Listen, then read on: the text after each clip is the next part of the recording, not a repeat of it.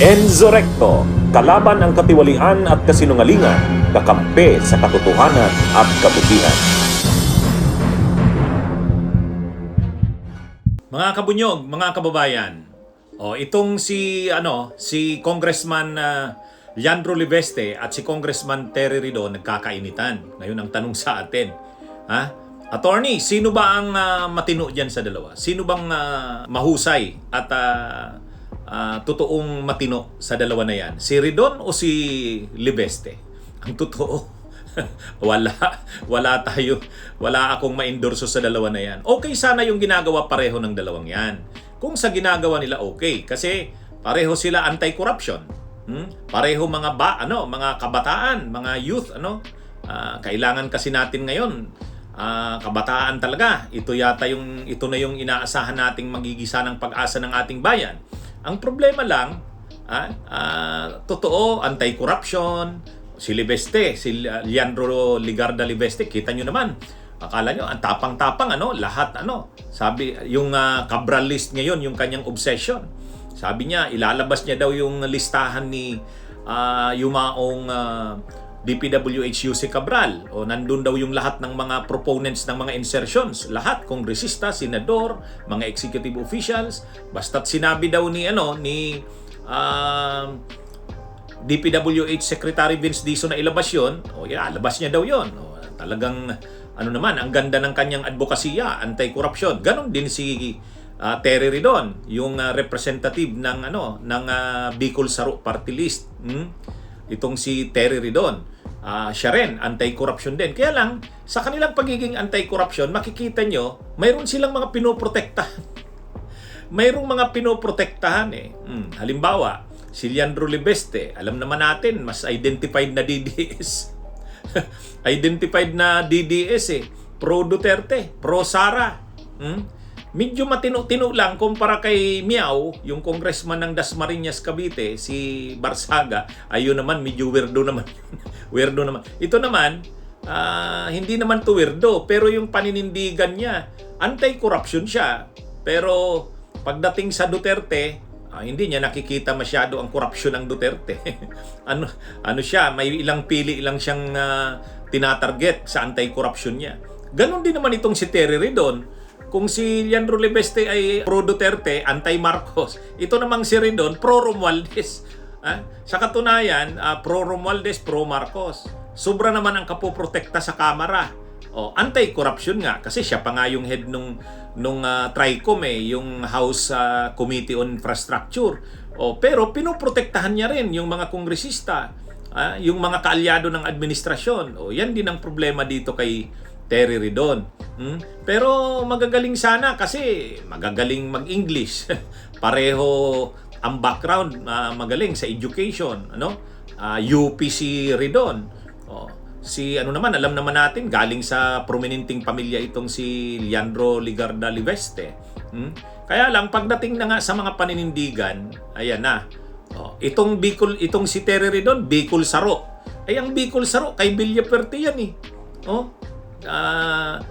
yung dinastiya, political dynasty ng mga Villaperte sa Camarines Sur, sa Bicol, yung Bicol Saro. Ewan ko, paano siya ginawang first nominee dyan. Kaya, nung in-expose ni Terry Ridon, ni Leandro Libeste, sabi niya, si Terry Ridon, mayroon din yung insertion, 150 million.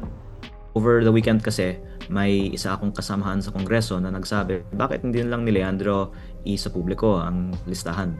Ang sagot dyan na banggit ko na kanina, pero yung isa is, ayoko naman na magalit sa akin yung buong Kongreso. Pero dahil siya ay nanawagan na isa publiko ko, pwede kong banggitin ang insertions niya.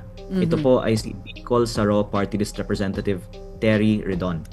Si Bicol Saro Party List po ay may 150 million pesos road project insertion sa Pamplona at Pasacao, Camarines Sur.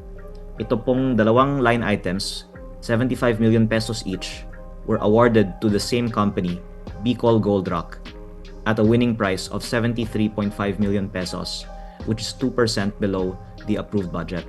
And this same company, Bicol Gold Rock, has cornered the majority of projects like this in this area. Kaya just to give that one little example, kasi nanawagan naman si Kong Redon na ilabas ang listahan, pwede niyang i-check kung tunay ba na ang Bicol Saro Party List ay nag-submit ng 150 million pesos road project sa Camsur, at pwede nating tingnan kung may kaugnayan ang Bicol Saro Party List sa Bicol Gold Rock na kontraktor.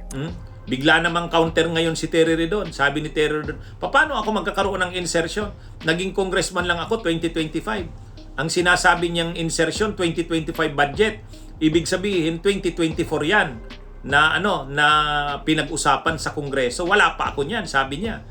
Well, una sa lahat, super sinungaling si Congressman Leviste. Kasi sa dalawang programa, sa programa po sa News 5, kanina umaga, at sa kabilang istasyon, ang sabi niya, Congressman Terry Redon may 150 million road project insertions sa Pamplona at Pasacao, Camarines Sur. So kaya nga, una kong reaction doon, paano naman ako magkakaroon ng insertions? Kung hindi pa ako congressman, ngayong taon lang ako pumasok bilang kongresista muli. Yung pong budget na pinag-uusapan po ito, whether it's a proposal, whether it's an insertion, an amendment, 2024 po binuo. Hindi pa ho ako kongresista rito. So basically, ano yung pinagsasasabi ni Congressman Leviste na ako daw po ay may 150 million insertion dito po sa Camarines Sur. So bigla siya umatras.